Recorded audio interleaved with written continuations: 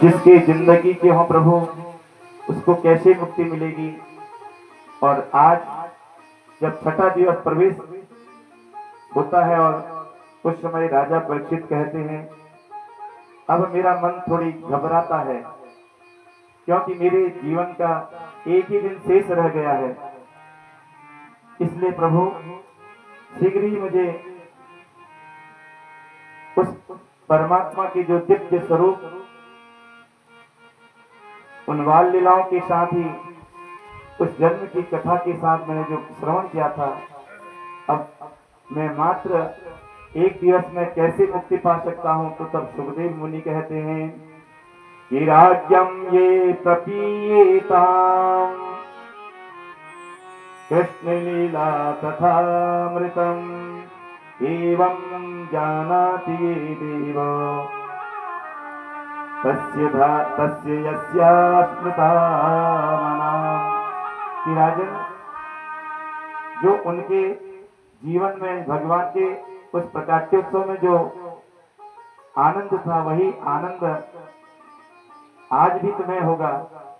और जब आपका प्राणांत होगा, वह प्राणांत कोई दुख के साथ नहीं, कष्ट के साथ नहीं, स्वयं उस ब्रह्म के ही दर्शन आपको होंगे। आपको कोई पीड़ा नहीं होगी, आपको कोई कष्ट नहीं होगा, इसलिए घबराओ मत। आज भगवान की अवस्था 5.5 वर्ष की है माता सज्जनों। सुखदेव मुनि राजा परीक्षित से कहे, राजन 5.5 वर्ष की अवस्था में जिस प्रकार सांसारिक मैया अपने पुत्र पौत्रादि को सुख पहुंचाती है, लाड़ प्यार करती है, ऐसे ही आज इस 5.5 वर्ष की अवस्था में गोपियां भगवान से प्रेम करती हैं, भगवान से प्यार करती हैं। और इसीलिए इन गोपियों को भगवान ने शीघ्र ही दर्शन दिए। आज एक दिन ये सारी गोपियां यमुना तट पर जाकर के प्रार्थना करती हैं और ब्रह्म मुहूर्त में गोपियां जाकर के यमुना जी में स्नान करके भगवान का सुमिरन करती हैं। जो ब्रह्म मुहूर्त ब्रह्म बेला में उठता है, उसके मुखमंडल में तेज ओज हमेशा बना रहता है। और जो सूर्योदय के बाद उठता है, उसके मुखमंडल में कालिमा लालिमा दूर और कालिमा आना प्रारंभ हो जाता है। लेकिन हम लोग कहते हैं हम ऑफिस का काम करते हैं रात्रि भर, तो कैसे प्रातः काल की बेला में उठे। लेकिन माता और सज्जनों, शास्त्र का तो नियम है कि सूर्योदय से पहले जगना चाहिए। अब हम ऑफिस का काम करते हैं या रात्रि में जगे हैं तो निद्रा नहीं खुलेगी, ये बात भी सत्य है।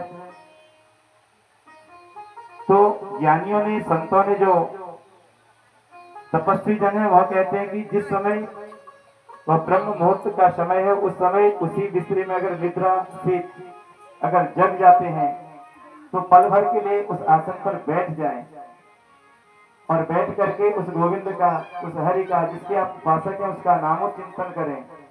पश्चात आप विश्राम कर सकते हैं। अगर ऐसा भी प्राणी करेगा तो जिस प्रकार सूर्य का प्रकाश तेज को प्रदान करता है, उसी प्रकार उस मुख में भी तेज बना रहता है। इतना ही नहीं, उसकी दीर्घायु होती है।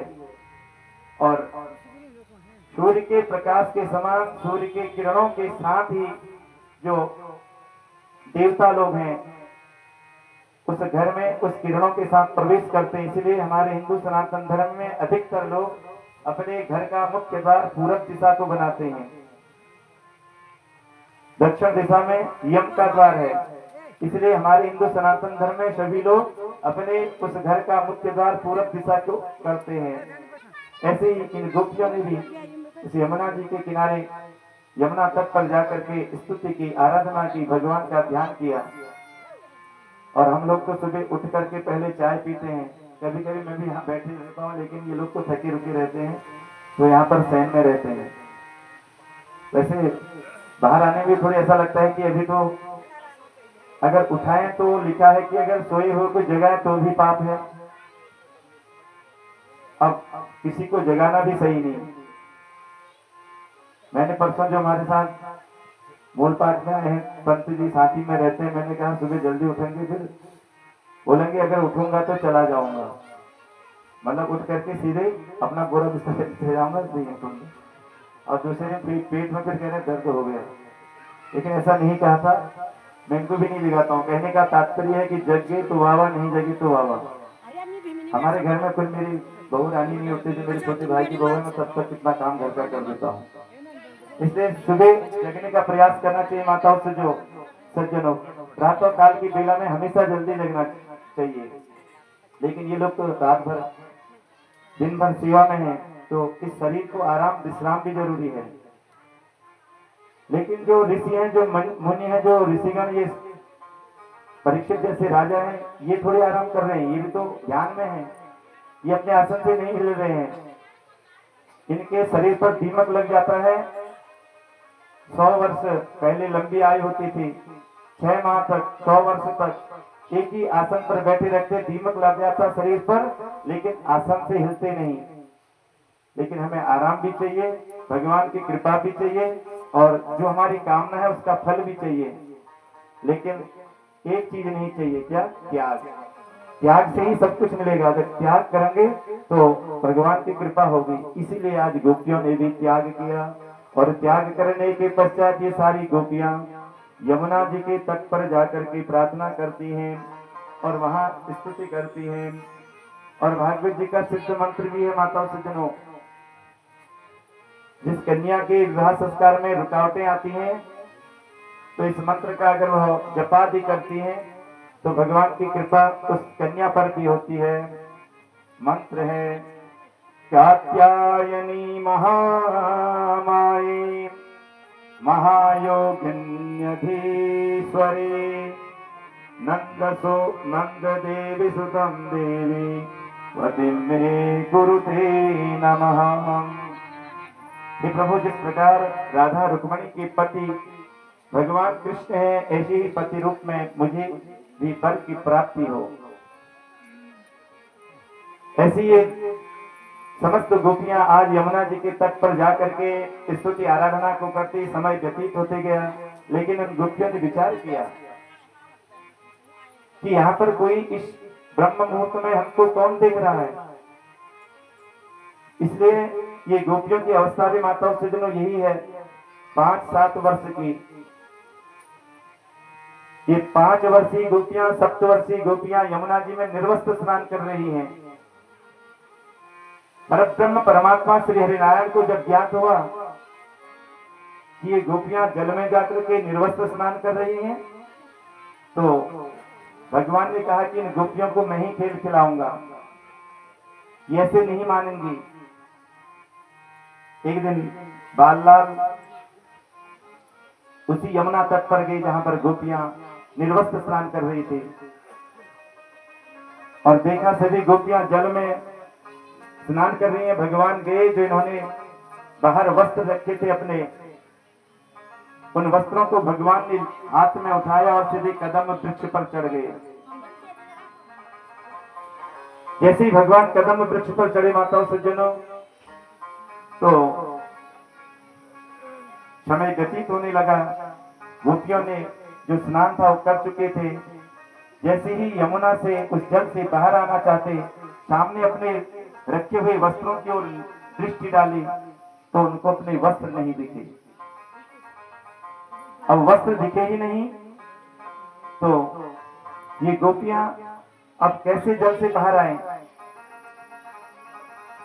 अब सूर्य की किरणें भी आने को तत्पर हैं, सारा समाज उठ जाएगा, तो लोग हमको क्या कहेंगे, कोसेगा हमको संसार।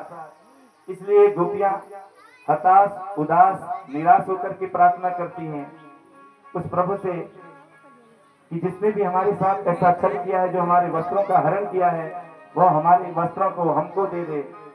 इस भाव से ये गोपियां माताओं सज्जनों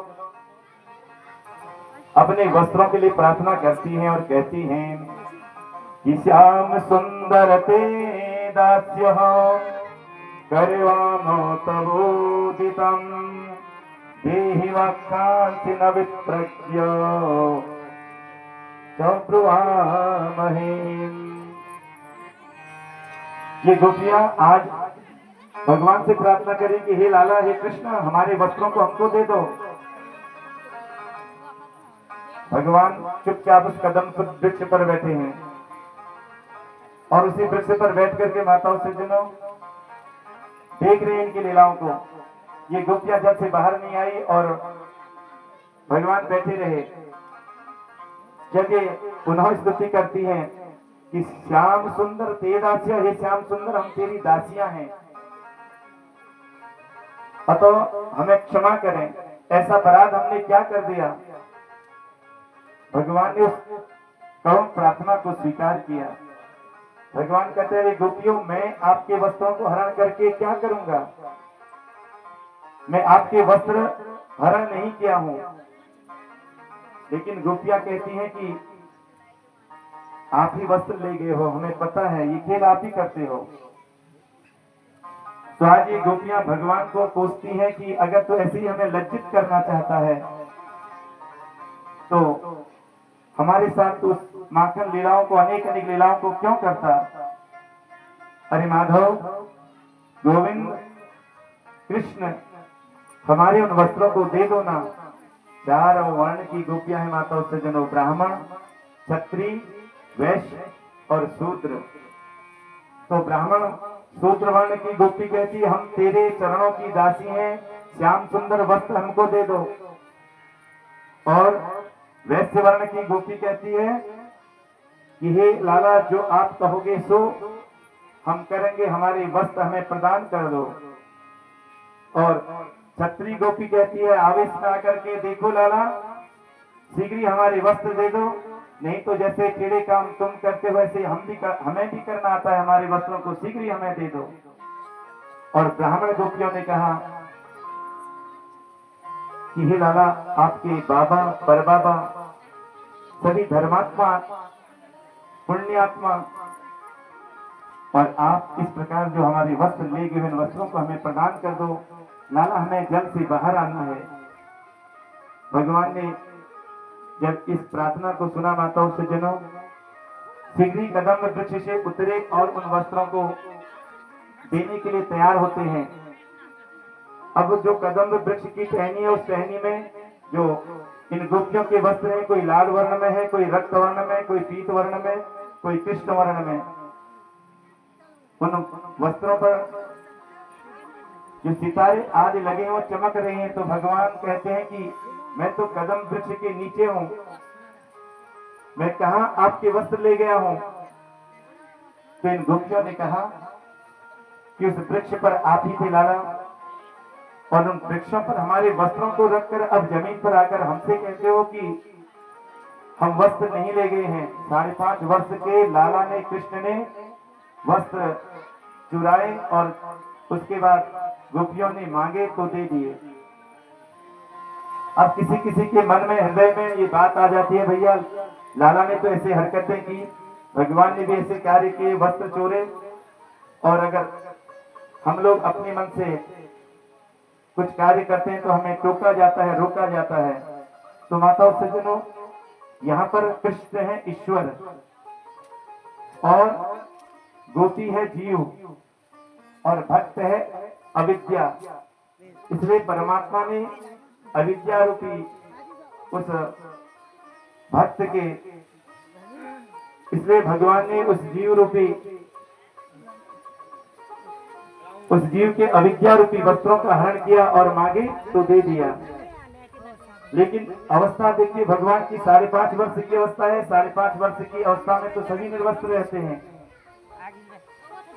इस प्रकार से जब गोपियों ने ये भाव किया तो फिर भी किसी को विश्वास नहीं आया। संतों ने फिर बतलाया कि देखो, जिस प्रकार धान होता है माताओं से जनों, धान को अगर कढ़ाई में भून दिया जाता है, उस धान को अगर जमीन पर बोएंगे तो कभी नहीं जमेगा, उसका फिर चावल बन जाता है।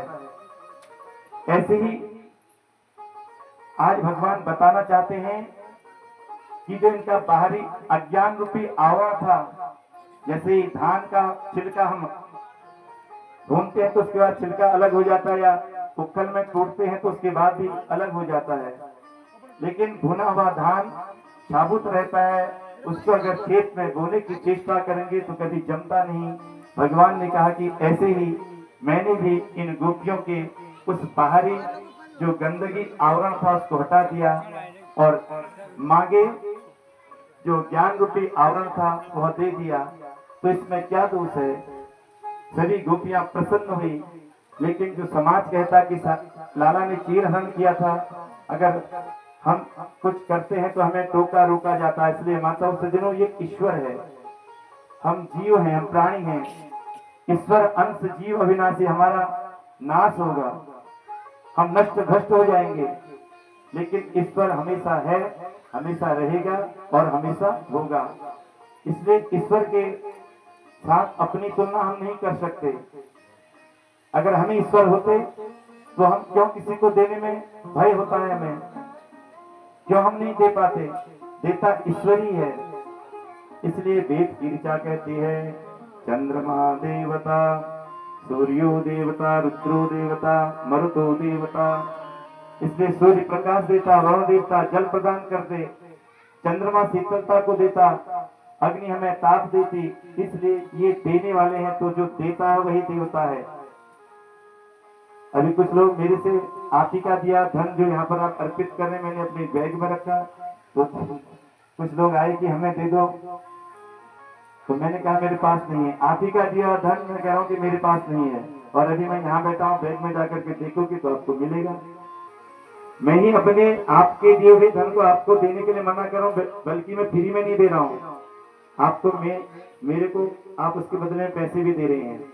कहने का तात्पर्य कि जो हमारे पास आ गया हम उसको अपना मानते हैं, वह हमारा है नहीं। जब तक मेरी जेब में है तब तक मेरा ही है, बाकी सब प्रभु का है। इसलिए तेरा तुझको अर्पण क्या लागे मेरा। इसी प्रकार से गोपियों के वस्त्रों को भगवान ने हरण किया। माताओं सज्जनों, भगवान की अवस्था 5.5 वर्ष की थी।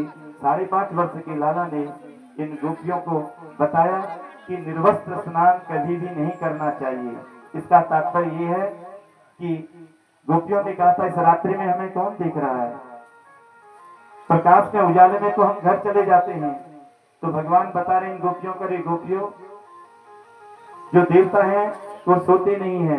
वरुण क्या देवता नहीं है? आपने वरुण का अपमान किया है, आपने देवताओं का अपमान किया है, इसलिए कभी भी निर्वस्त्र स्नान नहीं करना चाहिए।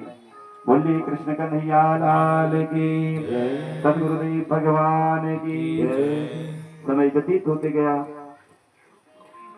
इधर एक दिन भगवान लीला दिखा रहे माता से